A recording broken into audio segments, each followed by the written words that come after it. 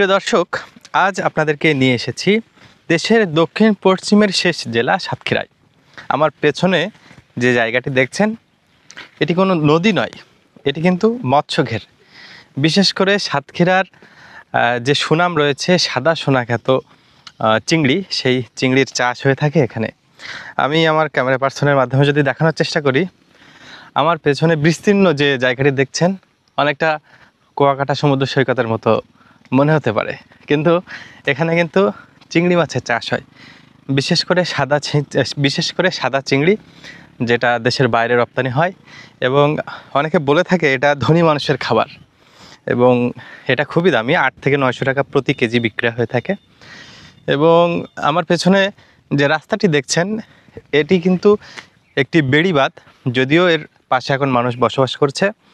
পাশে রয়েছে একটি ছোট নদীর শাখা বা খাল, আর তার পাশেই এই চিংড়ি ঘের। এই চিংড়ি ঘের কিন্তু সাধারণ পানিতে চিংড়িটা চাষ হয় না, এই চিংড়িটা চাষ হয় লবণাক্ত পানিতে। আর এই লবণাক্ত পানি কিন্তু সবচেয়ে মজার বিষয়, এই লবণাক্ত পানি কিন্তু এই খাল দিয়ে আসে, নদীর পানি।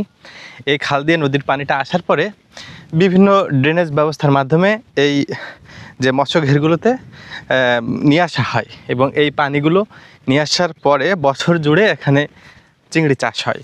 সাতক্ষীরার ঐতিহ্যবাহী প্রাণসায়ের খাল নামে একটি খাল আছে, যে খালটি দীর্ঘদিন বন্ধ ছিল খননের কাজের কারণে।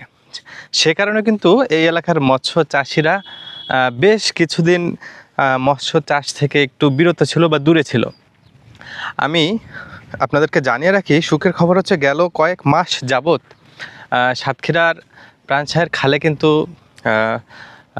পানি সরবরাহ হচ্ছে, এবং সেখানে পানির যে চাপ নদী থেকে বা লবণাক্ত পানির যে চাপ, সেটি কিন্তু বাড়তে শুরু করেছে, এবং এই লবণাক্ত পানি এই মৎস্যঘেরে আসছে, এবং সে কারণে মৎস্য চাষিরা কিন্তু লবণাক্ত পানি আসার কারণে মৎস্য চাষ করতে পারছে। তো আপনাদেরকে একটু বলে রাখি, সাতক্ষীরার সাদা সোনাখ্যাত চিংড়ি চাষ এর সাথে জড়িত অনেক মানুষ, বিশেষ করে এই অঞ্চলের শ্রমজীবী মানুষরা এই মৎস্যঘেরে কাজ করে জীবিকা নির্বাহ করে।